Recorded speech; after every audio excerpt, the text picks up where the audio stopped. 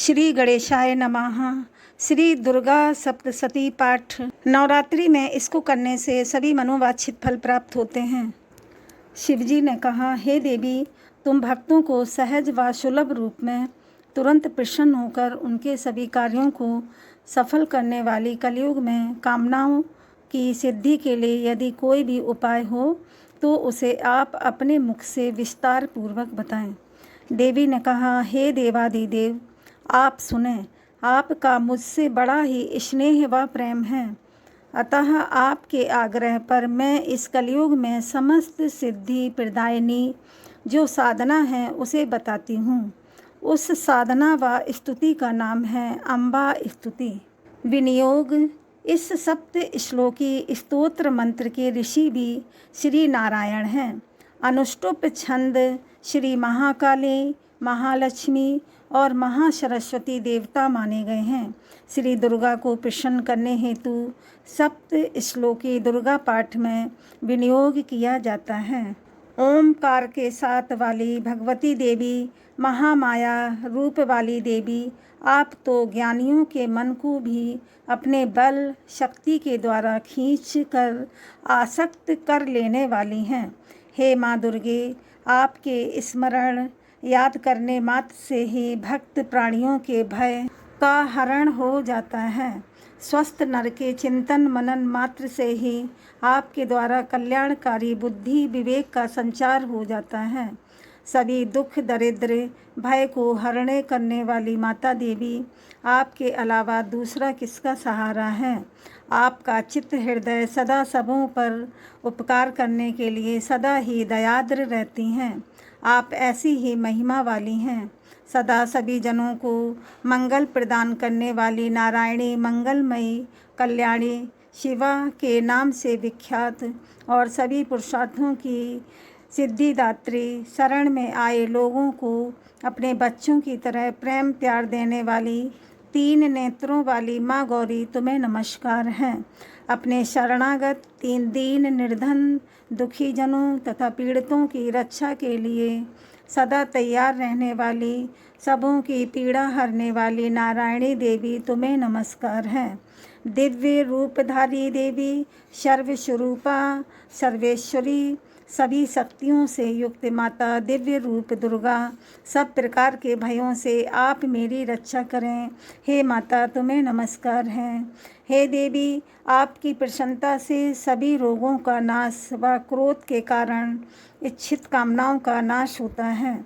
जो भी आपकी शरण में आ चुके हैं उन पर आने वाली विपत्तियों का हरण कर लेती हो। यही नहीं, आपकी शरण में आए व्यक्ति को आपकी इतनी शक्ति मिल जाती है कि वे दूसरों को भी शरण दे सकते हैं। हे सर्वेश्वरी माँ, तुमसे प्रार्थना है कि तुम तीनों लोकों की समस्त बाधाओं विपदाओं को शांत कर हमारे शत्रुओं का नाश कर सदा मेरी रक्षा करें। देव्या कवचम। विनियोग। दाएं हाथ में लोटे से जल लेकर हाथ से ढककर ओम अश्य श्री चंडी कवचस्य से जपे विनियोगा तक पढ़कर भूमि पर जल छोड़ दें।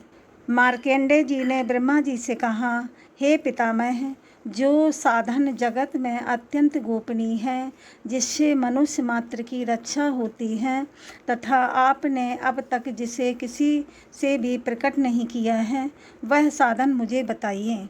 ब्रह्मा जी बोले, हे ऋषि श्रेष्ठ, संपूर्ण प्राणियों का कल्याण करने वाली देवी कवच, इसी तरह यह स्तोत्र भी है।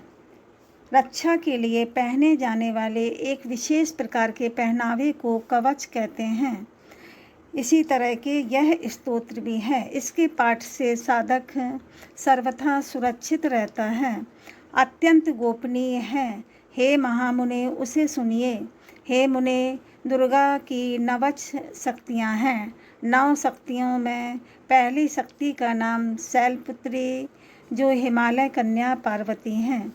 दूसरी शक्ति का नाम ब्रह्मचारिणी, पर ब्रह्मा परमात्मा को साक्षात कराने वाली हैं। तीसरी माँ शक्ति चंद्र घंटा, चंद्रमा जिसकी घंटा में हो हैं।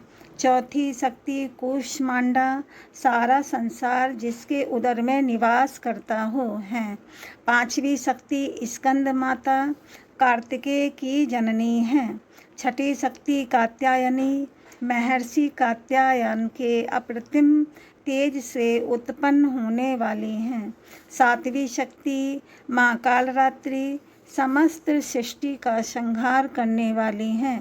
तथा आठवीं शक्ति महागौरी, शिव के महाकाली कहने पर क्रोध से जिन्होंने तपस्या कर ब्रह्मदेव से गौर वर्ण का वरदान लेने वाली हैं। नौवीं शक्ति सिद्धिदात्री, समस्त जगत को अणिम सिद्धि, लगिम सिद्धि प्राप्ति, प्राकाम्य, महिमा, ईशित्व, वशित्व व कामावासायिता नामक सिद्धि उपर्युक्त 9 दुर्गा कही गई हैं। इनका वर्णन सर्वज्ञ ब्रह्मादेव द्वारा रचित वेद में उदित है। वैसे व्यक्ति जो अग्नि में जल रहे हों या भय हो, युद्ध में, रण में, शत्रुओं से चारों तरफ से घिर चुके हों, अत्यंत कठोर कठिन संकट की घड़ी में हों, प्राण जाने या मृत्यु का भय सामने हो, ऐसे जन यदि उस संकट के समय भी माता की शरणागत होता हो तो माता उसके सभी प्रकार के दुख, पीड़ा, संकट, शोक व भय का नाश कर अभय वरदान प्रदान करती हैं। माता भगवती को जो भी व्यक्ति भक्ति, श्रद्धा व मन से पुकारता हो, विधिवत पूजन करता हो, उन जनों को अभ्युदय अवश्य ही होता है। हे माता दुर्गा, जो नर तुम्हारी शरण में आकर नित्य तुम्हारा ही स्मरण करते हैं, निश्चय ही आप उसकी रक्षा करती हो, इसमें तनिक भी संशय नहीं है। प्रथम चामुंडा, चंडमुंड का विनाश करने वाली देवी, प्रेत भूत के वाहन पर आसीन करने वाली हैं। दूसरी वाराही देवी महिष भैंसा पर आसन ग्रहण करने वाली हैं। तीसरी ऐन्द्री, इंद्र के ऐरावत की सवारी करने वाली। चौथी वैष्णवी के प्रिय वाहन गरुण हैं। माहेश्वरी बैल के वाहन पर तथा कौमारी मोर के आसन पर विराजमान हैं। श्री विष्णु पत्नी भगवती लक्ष्मी के हाथों में कमल है तथा वे कमल के आसन पर निवास करती हैं। श्वेत वर्णों वाली ईश्वरी वृष यानी बैल पर सवार हैं। भगवती ब्रह्माणी सरस्वती संपूर्ण आभूषणों से युक्त हैं तथा वे हंसासन पर विराजमान रहती हैं। अनेकानेक वस्त्रों, आभूषणों व गहनों से युक्त ये माताएं देवियां संपूर्ण रूपेण योग की महाशक्तियों से युक्त हैं। इनके अतिरिक्त श्री देवियों को वर्णन है जो महायुद्ध में राक्षसों, दैत्यों के विनाश के लिए सदैव तैयार व अपने भक्तों के रक्षा हेतु सदैव अग्रसर रहने वाली माता संकट में अपने बच्चों व भक्तों को देख क्रोध युक्त होकर रथ पर सवार अपने हाथों में शंख, चक्र, गदा, शक्ति, कमल, हल, मूसल, खेटक, तोमर, फरसा, परशुराम ने इस अस्त्र का निर्माण किया, इस कारण इसे परशु कहते हैं। पास शत्रुओं को बंधन में जकड़ देने की शक्ति रखने योग्य शस्त्र, भाला, त्रिशूल तथा उत्तम बड़ के शंख, धनुष, बाणादि अस्त्रों के साथ देवगण व पृथ्वीवासी जनों की रक्षा के संकल्प के साथ इन अस्त्रों को धारण कर तैयार रहती हैं। अत्यंत भयातुर, भक्तों के भय को हरने वाली, महाबलशाली, महाघोर पराक्रमी व महा उत्साह से सुसंपन्ना माता महारौद्र आपको नमस्कार है। हे शत्रुओं को भय से कपाने वाली देवी, आप मेरी रक्षा करें। दुधुर्ष तेज बल के कारण कोई भी आपकी तरफ देख नहीं सकता। हे ऐन्द्री शक्ति वर्धनी पूर्व दिशांतर, आप मेरी रक्षा करें। व अग्निदेव की अग्नेय शक्ति अग्निकोण में आप हमारी रक्षा करें। वाराही शक्ति आप दक्षिण दिशा में, खड्ग धारणी शक्ति आप नैऋत्य कोण, वारुणी शक्ति आप पश्चिम और मृग वाहिनी मृग के वाहन पर सवार शक्ति आप मेरी सभी जनों की रक्षा करें। भगवान कार्तिकेय गणपति अग्रज की शक्ति कौमारी, उत्तर दिशा शूलधारी ईश्वरी शक्ति ईशान कोण की, ब्रह्माणी ऊपर आकाश की व वैष्णवी शक्ति नीचे पृथ्वी हमारी रक्षा करें। शबवाहिनी सब पर बैठी चामुंडा देवी दसों दिशाओं में इसी तरह आप मेरी रक्षा करें। आगे जया तथा पीछे से विजया आप भी हमारी रक्षा करें। दाहिने भाग से अपराजिता व बाएं भाग में अजिता, वैसे ही शिखा सर के ऊपरी भाग में उदोतनी व सर के भाग की उमा आप अपने नियमानुसार मेरी रक्षा करें। ललाट की मालाधारी, दोनों भ्रू की यशस्विनी, भ्रू के मध्य भाग की त्रिनेत्रा महारानी तथा नासिका की यम घंटा माता रक्षा करें। दोनों नेत्रों के बीच में शंखनी, दोनों कर्ण कान के बीच भाग में द्वारवासिनी, कपोल गाल में कालिका, कर्ण के मूल भाग में शंकरी आप हमारी रक्षा करें। नाकों के मध्य भाग में सुगंधा, ओष्ठों में चर्चित अधर की अभ्रत कला व जीवा पर सरस्वती माता आप हमारी रक्षा करें। दांतों की कौमारी, कंठ की चंडिका, गले की चित्र घंटा और तालू की रक्षा माता महामाया करें। ठोड़ी की कामाक्षी, वाणी वचन आवाज की सर्वमंगला माता, ग्रीवा की भद्रकाली, रीढ़ की धनुर्धरा हमारी रक्षा करें। कंठ के बाहरी भाग की नीलग्रीवा, कंठ नली की व नस नाड़ी की नलकुबरी, दोनों ओर के कंधों की खड़गनी तथा दोनों बाहों बाजुओं की रक्षा वज्रधारिणी माता करें। दोनों हाथों की दंडनी, दोनों हाथों में दंड को धारण करने वाली, अंगुलियों की अंबिका महारानी, नखों की शूलेश्वरी और कुच्छी प्रदेश में स्थिर माता कुलेश्वरी आप हमारे अंगों की रक्षा करें। दोनों तरफ के स्तन की महादेवी, मन की शोक विनाशिनी, शोकों को नष्ट कर देने वाली, हृदय की ललिता देवी, उदर प्रदेश की रक्षा स्थित होकर माता त्रिशूल धारिणी, त्रिशूल को धारण करने वाली हमारी माँ रक्षा करें। नाभि की कामनी, गुहा भाग की गुहेश्वरी, लिंग की कामनी व पूतना, गुदा भाग की महिष वाहिनी रक्षा करें। कटी कमर के भाग की भगवती, घुटनों की विंध्यवासिनी, जंघों की महाबला रक्षा करें। दोनों पैर के घुटियों की नारसिंगी, दोनों पैरों की तेजस्वी देवी, पैर के सभी उंगलियों को श्री देवी तथा नीचे के तालू तलवा भाग की तलवासिनी माता हमारी रक्षा करें। मेरे नखों की दृष्टा कराली, बालों की ऊर्ध्वकेशनी, रोम व रोमावली, छिद्रों के साथी त्वचा की वागेश्वरी देवी आप हमारी रक्षा करें। रक्त, मज्जा, वसा, मांस, हड्डी व मैदे की रक्षा पार्वती के हाथ, आंतों की कालरात्रि, पित्त की मुकुटेश्वरी, पद्म कोश की पद्मावती में निवास करने वाली, कफ की चूड़ामणि, नख राशि से उत्पन्न होने वाले तेज की ज्वालामुखी और सभी संधियों की रक्षा अवेद्या माता आप स्वयं हमारी रक्षा करें। ब्रह्माणी देवी आप शुक्र की छाया की छतेश्वरी माता तथा धर्म कर्म व अहंकार के साथ मन बुद्धि व विवेक की रक्षा धर्म धारणी, धर्म को धारण करने वाली माता हमारी रक्षा करें।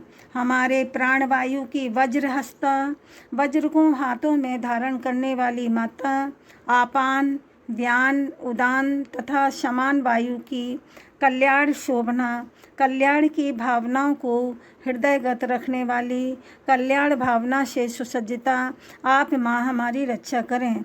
रस रूप गंध शब्द स्पर्श इन विषयों का अनुभव करने वाली योगिनी माता हमारे अंदर के सत्व रज एवं तम से उद्धत तमो गुणों की रक्षा माता नारायणी आप हमारी रक्षा करें। वाराही आयु उम्र की, वैष्णवी विष्णु के धर्मों को मानने वाले जैसे प्रहलाद जी, धर्म की माता चक्रणी, चक्र सुदर्शन धारण करने वाली, यश, कीर्ति, धन, विद्या, यश, लक्ष्मी जी, आप हमारी रक्षा करें। हमारे कुल की रक्षा माता इंद्राणी, पशुधन की रक्षा चंडिके, पुत्रों व संतानों की रक्षा महालक्ष्मी और हमारे स्त्री की रक्षा भैरवी महारानी करें। हमारे पथ, संस्कार, कार्यपथ, व्यापार आदि की रक्षा सुपथा, प्रशस्त मार्ग पर चलने वाली माता, मार्ग की रक्षा क्षेमकरी माता, जो कल्याणकारी कार्य, क्षमा, कर्म की दात्री हैं। राज्य व राज दरबार, गृहस्थ जीवन की रक्षा महालक्ष्मी तथा भयों से हम सबों की रक्षा विजया रक्षा माता रानी करें। हे देवी, आपके इस कवच में त्रुटि रूप में जो स्थान छूट भी गया हो, अर्थात जिस स्थान के रक्षार्थ प्रार्थना नहीं कही गई हो, वैसे स्थान की भी रक्षा अपने शक्ति से माता जयंती कृपा पूर्वक करें। यात्रा करने के संबंध में, यात्रा करने से पूर्व कवच को पाठ कर जो व्यक्ति यात्रा करते हैं, उन्हें माता की कृपा ना इस कवच से प्रभाव से कार्यों में सफलता, हर पग, हर स्थान व हर कार्य के सफल हो जाने की पूर्ण आशा, धन का पूर्णतः लाभ, संपूर्ण कामनाओं की पूर्ति व विजय की प्राप्ति, कवच पाठ के प्रभाव से साधक को अभिष्ट से अभिष्ट वस्तुओं की प्राप्ति पल भर में अवश्य ही प्राप्त हो जाती है, इसमें संदेह नहीं है। कवच का पाठ करने वाला इस पृथ्वी पर कोई भी ऐसा नहीं जो इस कवच की साधना से ऐश्वर्य, अतुलित शक्ति व ख्याति के साथ ही सफलता ना पाया हो। भय, डर तो व्यक्ति के हृदय से सदा के लिए खत्म हो ही जाते हैं। साथ ही वह साधक युद्ध में पराक्रमी व सदा विजयी रहता है। तीनों लोकों में उस साधक व्यक्ति विशेष की पूजा से आदर सम्मान प्राप्त होता है। यह देवी कवच देवता तक के लिए दुर्लभ है। जो व्यक्ति या साधक तीनों संध्याओं में श्रद्धा पूर्वक इस कवच को करते हैं, उन्हें देवी कला की प्राप्ति होती है। कवच पाठ को करना चाहिए। तीनों लोकों में उन्हें कोई नहीं जीत सकता। वैसे पुरुष साधक जो कवच को कवच की भांति अपने रक्षार्थ समझते हों, वे जन अल्पायु या अकाल मृत्यु द्वारा नहीं मरते। उन जनों की आयु 100 वर्ष के करीब होती है। इस पाठ को करने वालों की लूता नामक रोग, सर में खाज जैसे चेचक, इस प्रकार के समस्त रोग स्वतः नष्ट हो जाते हैं। स्थावर विष, जंगम विष, कृत्रिम विष और ये सभी प्रकार के विष नष्ट हो जाते हैं। मारण, मोहन तथा उच्चाटन आदि सभी प्रकार के किए गए अविचार मंत्र तथा यंत्र पृथ्वी तथा आकाश में विचरण करने वाले ग्राम देवतादि, जल में उत्पन्न होने वाले तथा उपदेश से सिद्ध होने वाले क्षुद्र देवता आदि कवच के पाठ करने वाले मनुष्य को देखते ही विनष्ट हो जाते हैं।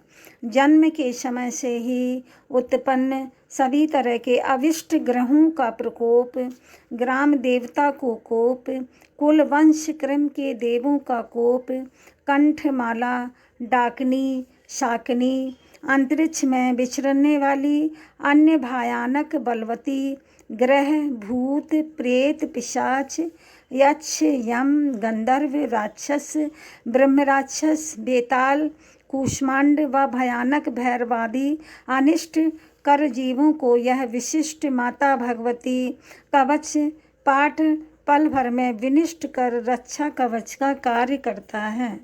इस कवच को धारण करने वाले पुरुष अपने प्रिय राजा तथा प्रियजनों के द्वारा आदर व पुरस्कार को प्राप्त करने वाले सम्मानित, तेज की वृद्धि, बल की वृद्धि, कीर्तिवान, संपूर्ण पृथ्वी पर सुशोभित, कर्मकर्ता व आदर को प्राप्त करने वाले होते हैं।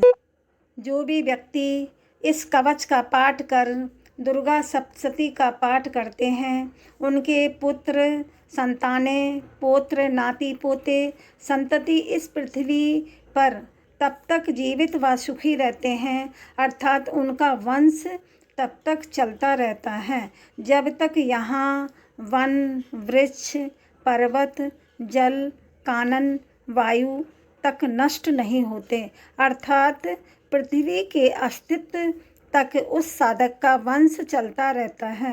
दुर्गा कवच का पाठ करने के पश्चात सप्तशती का पाठ करने वाले व्यक्ति साधक मृत्यु के बाद महामाया की कृपा से देवताओं के निर्मित जो अत्यंत ही दुर्लभ स्थान स्वर्ग को प्राप्त करते हैं तथा उत्तम रूप में भगवान महादेव, देवादिदेव शिव शंकर के साथ आनंद पूर्वक निवास करते हैं। श्री दुर्गा देव्ये नमः। श्री दुर्गा सप्तशती प्रथम अध्याय। विनियोगः। हाथ में जल लेकर ओम प्रथम चरित्रस्य से जपें, विनियोगा तक पढ़कर जल छोड़ दें। विनियोगार्थ प्रथम चरित्र के ब्रह्मा ऋषि, महाकाली देवता, गायत्री छंद, नंदा शक्ति, रक्तदंतिका बीज, अग्नि तत्व और ऋग्वेद स्वरूप हैं। श्री महाकाली रूप देवता के प्रसन्नार्थ प्रथम चरित्र के जप में विनियोग करने का विधान है। ध्यान। भगवान विष्णु के क्षीर सागर में शयन करने पर महाबलवान दैत्य मधु और कैटभ के संहार निमित्त पद्म योनि ब्रह्मा जी ने जिनकी स्तुति की थी, उन महाकाली देवी का मैं स्मरण करता हूँ। वे अपनी 10 भुजाओं में क्रमशः खड्ग, चक्र, गदा, बाण, धनुष, परिध, शूल, भुशुंडी, मस्तक और शंख धारण करती हैं। वह 3 नेत्रों से युक्त हैं और उनके संपूर्ण अंगों में दिव्य आभूषण पड़े हैं। नीलमणि के सदृश उनके शरीर की आभा है एवं वे 10 मुखी तथा 10 चरणों वाली हैं। मार्कंडेय जी ने कहा, सूर्य के पुत्र सावर्णी, जिनकी गणना 8 मनुओं में की गई है, के उत्पन्न होने की कथा का विस्तार पूर्वक वर्णन करता हूँ, सुनो। सूर्य पुत्र महाभाग सावर्णी भगवती महामाया की कृपा से जैसे मनवंतर के स्वामी हुए, मैं वही घटना कहता हूँ। प्राचीन काल में स्वारोचिस नामक मनवंतर में सुरथ नामक एक बहुत ही प्रतापी राजा हुए थे। उनकी उत्पत्ति चैत्र वंश में हुई थी और सारी पृथ्वी पर उनका एक छत्र राज्य था। वे प्रजाओं को अपनी संतान के समान पालन पोषण करते थे। इतना होने पर भी कोल विध्वंसी नामक छत्री उनके शत्रु बन बैठे थे। राजा सुरथ दंड नीति का अत्यंत कड़ाई से पालन करते थे। राजा के विपक्षियों के साथ युद्ध हुआ। यद्यपि कोल विध्वंसी लोग अल्पसंख्यक वर्ग के थे, फिर भी उन लोगों ने राजा सुरथ पर विजय पा ली थी। राजा शत्रुओं से पराजित होकर अपने नगर को लौट आए और उनके देश तक ही उनका राज्य सीमित हो गया। किंतु इस पर भी विद्रोहियों ने उनका पीछा नहीं छोड़ा और राजा सुरथ पर पुनः आक्रमण कर दिया। राजा के बल पौरुष का ह्रास हो चुका था, इसीलिए ऐसे सुयोग को मंत्रियों ने हाथ से जाने देना उचित ना समझा और उन दुरात्मा मंत्रियों ने राजकीय सेना, वाहन, कोषागार आदि पर अपना पूर्ण आधिपत्य जमा लिया। राजा का स्वामित्व छिन गया था, इसीलिए वे घोड़े पर सवार होकर अकेले ही आखेट के बहाने घने वन के भीतर चल दिए। उस वन में पहुंचकर राजा सुरथ को विप्रों में श्रेष्ठ मेघा मुनि का आश्रम दिखाई पड़ा। उनके आश्रम में अनेकों मांस भक्षी हिंसक पशु अपनी हिंसा वृत्ति को छोड़कर अत्यंत शांत भाव से विचरण करते थे। मुनि के शिष्यगणों से उस आश्रम तथा वन का सौंदर्य खिल उठा था। आश्रम में राजा के उपस्थित होने पर मुनि ने उनका सत्कार किया। राजा भी कुछ दिनों तक मुनि के आश्रम में रहकर विहार करते रहे।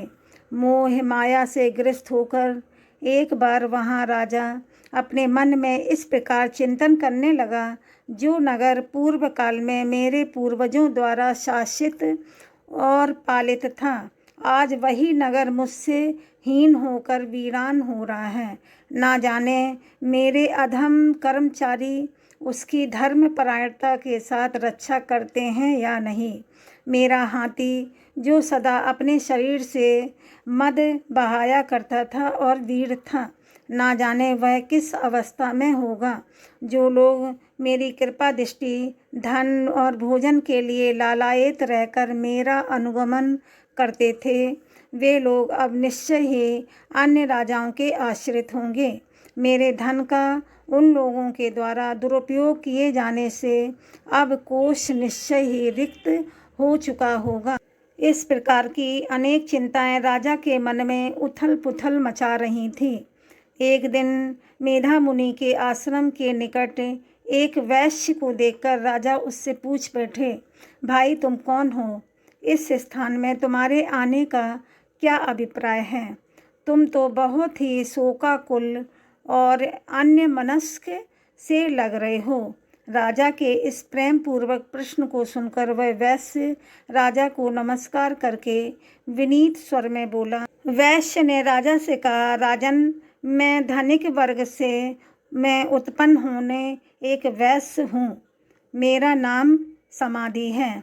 मेरे दुष्ट स्त्री पुत्रों ने धन के लोभ से वशीभूत होकर मुझे घर से निष्कासित कर दिया है। इस समय मैं स्त्री, पुत्र और धन से रहित हो गया हूँ। मेरे स्वजनों ने ही मेरे धन का अपहरण कर मुझे उसके अधिकार से च्युत कर दिया है। इसीलिए मैं खिन्न चित्त से वन में आ गया हूँ। इस समय मैं नहीं जानता कि मेरे कुटुंबियों की क्या दशा है। वे लोग घर में सकुशल हैं या नहीं, मुझे इसके संबंध में कोई ज्ञान नहीं है। मैं विचार कर रहा हूँ कि मेरे वे पुत्र कैसे हैं, वे सदाचारी हैं या दुराचारी। राजा ने वैश्य से प्रश्न किया कि जिन स्वजनों ने धन के लोभ में पड़कर तुम्हें घर से बाहर निकाल दिया, उन स्वार्थी बंधुओं के प्रति तुम्हें इतनी ममता किस लिए है? वैश्य ने उत्तर दिया, आपका मेरे संबंध में इस प्रकार पूछना उचित ही है। मैं क्या करूं, मेरा मन कुटुंबियों के प्रति निर्दय व्यवहार का नहीं हो रहा है। जिन लोगों ने धन की आकांक्षा से आदर, प्रेम और आत्मीयता की भावना का परित्याग कर मुझे इस दशा में पहुंचा दिया है, उन्हीं लोगों के प्रति मेरे मन में अगाध स्नेह तथा ममत्व का अभाव है। हे महानुभाव, यह सब जानकर भी बंधु बांधवों के प्रति मेरे मन में जो प्रेम का समुद्र हिलोरें ले रहा है, यह क्या है? जानने का प्रयत्न करने पर भी मैं इस बात के रहस्य को नहीं समझ पा रहा हूँ। उन लोगों के वियोग में मैं उसासे ले रहा हूँ, जिसके फलस्वरूप मेरा हृदय अत्यंत व्यथित हो रहा है। उन लोगों में मेरे प्रति प्रेम का नितांत अभाव है, तो भी मेरा मन उनके लिए तड़प रहा है। इसीलिए मैं क्या करूं? मार्कंडेय मुनि ने कहा, हे ब्रह्मन, तत्पश्चात राजा सुरथ और समाधि नामक वैश्य एक साथ ही मेधा मुनि की सेवा में उपस्थित हुए और उनके प्रति उचित सम्मान दिखाकर वहीं बैठ गए। तब वैश्य और राजा ने परस्पर कुछ वार्ता प्रारंभ की।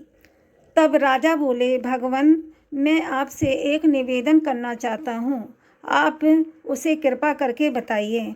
मेरा मन स्ववश में न रहने के कारण बहुत ही क्लेशित है।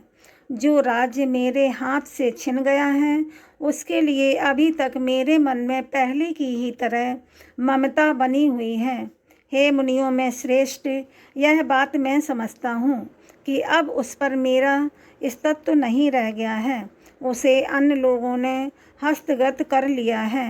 फिर भी अज्ञानियों की तरह से उसी के मोह में लिप्त हूँ। यह सब क्या बात है? मेरे ही समान यह वैश्य भी अपने घर से अनादृत हो पुत्र, स्त्री और सेवकों द्वारा परित्यक्त होकर निष्कासित कर दिया गया है। इसके स्वजनों ने भी इसका परित्याग कर दिया है।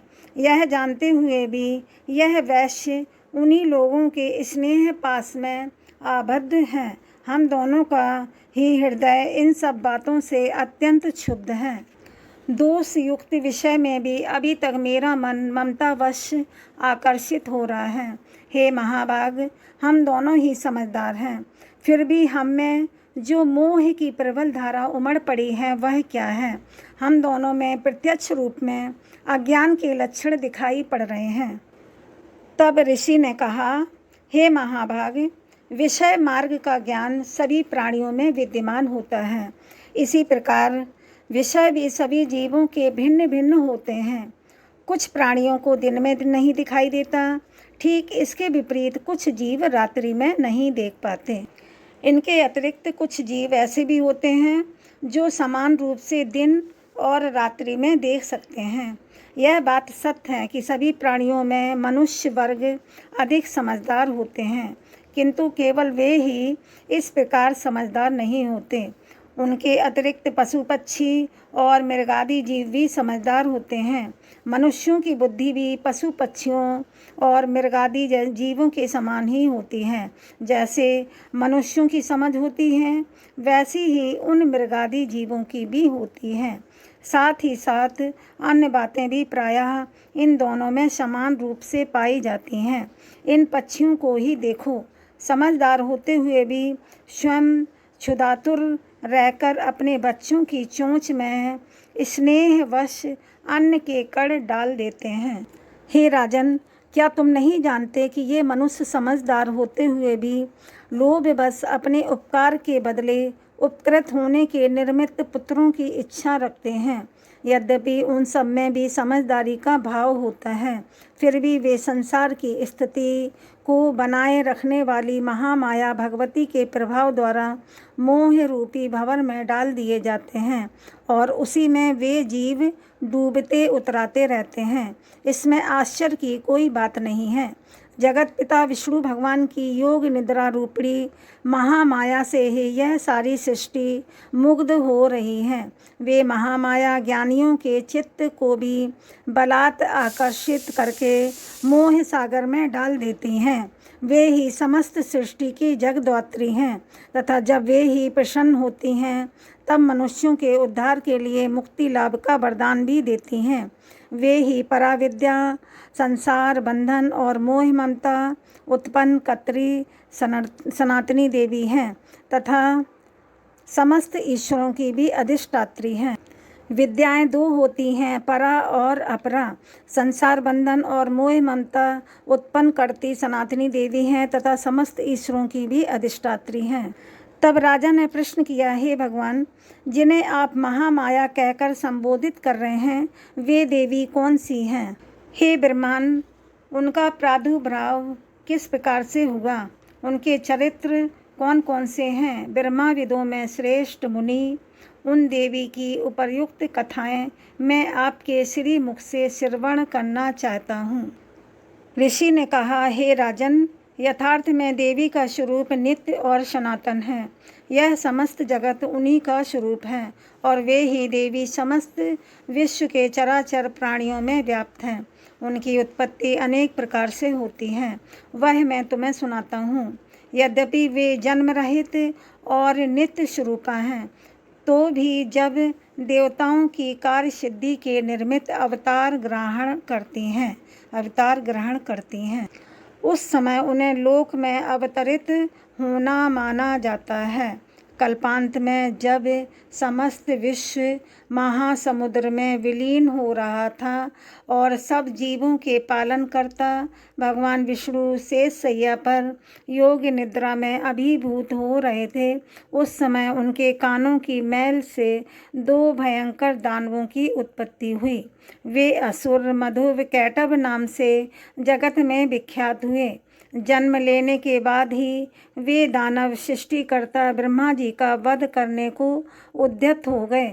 उस समय ब्रह्मा जी भगवान विष्णु के नाभि कमल में अवस्थित थे। अपने पास राक्षसों के उपस्थित होने पर वे निद्राभिभूत भगवान को जागृत करने के लिए भगवान के नेत्रों में योग निद्रा की स्तुति करना प्रारंभ किया। भगवान की यह अद्वितीय शक्ति ही जगद्धात्री, विश्व की अधिष्ठात्री तथा संसार का पालन और संहार करने वाली मानी गई हैं। उन्हीं योग माया भगवती निद्रा देवी की ब्रह्मा जी आराधना करने लगे। ब्रह्मा जी बोले, हे देवी, तुम्ही स्वाहा स्वधा और वषटकार हो। स्वर ही तुम्हारा रूप है, स्वर भी तुम्हारा रूप है। तुम्ही प्राणदात्री अमृत रूपा हो। नित्य अक्षर प्रणव में आकर उकार और मकार इन तीनों मात्राओं में तुम्हारा ही अवस्थान है। इन 3 मात्राओं से भिन्न जो बिंदु रूपा नित्य अर्ध मात्रा है, जिसका उच्चारण विशेष रूप से नहीं हो सकता, वह भी तुम्ही हो। हे देवी, तुम्ही संध्या, सावित्री तथा परम जननी स्वरूपा हो। तुम्ही इस संपूर्ण ब्रह्मांड को धारण किए हो। तुम्हारे ही द्वारा इस विश्व की उत्पत्ति होती है।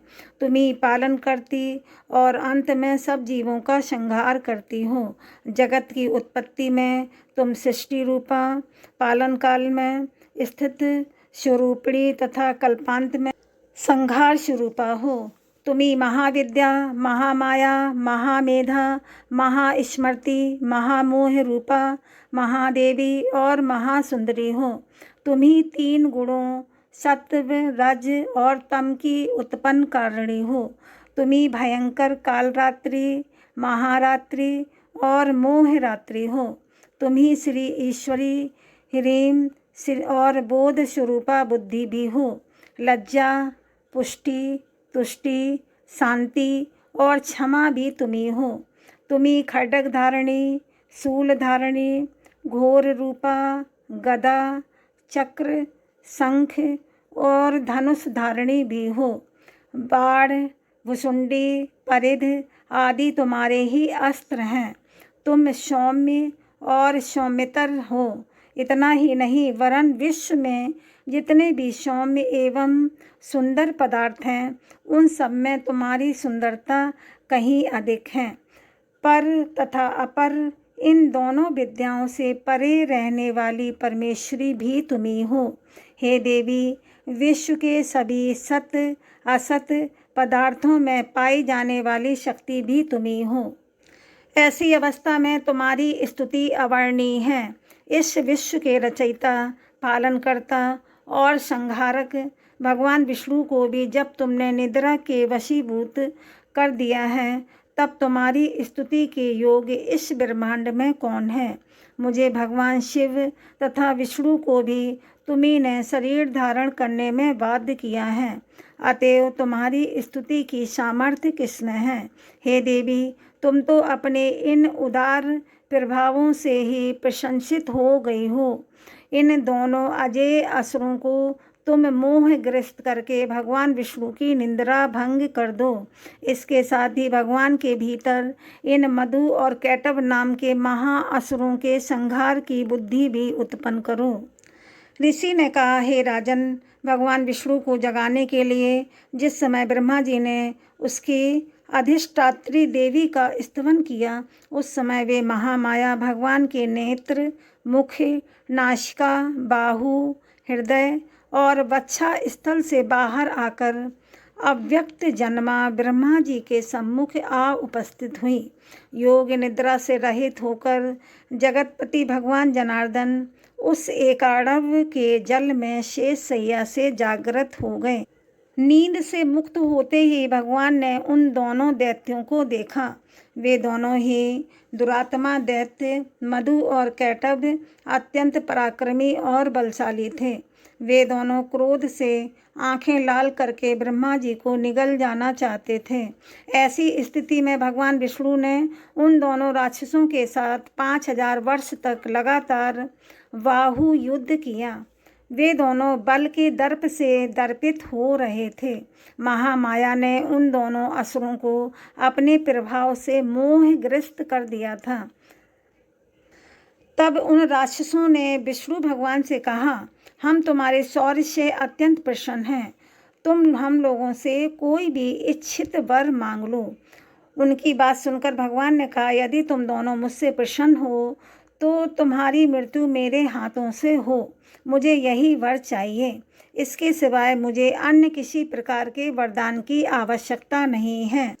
ऋषि कहने लगे, जब उन राक्षसों ने संपूर्ण पृथ्वी पर भ्रमवश जलमग्न समझा तब भगवान से कहा, मेरा वध किसी शुष्क स्थल सूखे स्थान अर्थात जिस स्थान पर पृथ्वी जल में ना डूबी हो वहाँ हो।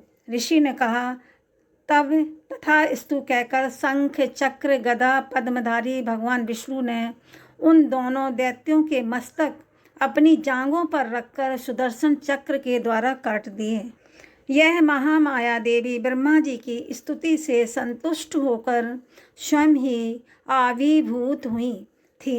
अब हम तुमसे उनके प्रभाव की महिमा का वर्णन करता हूँ, उसे श्रवण करो।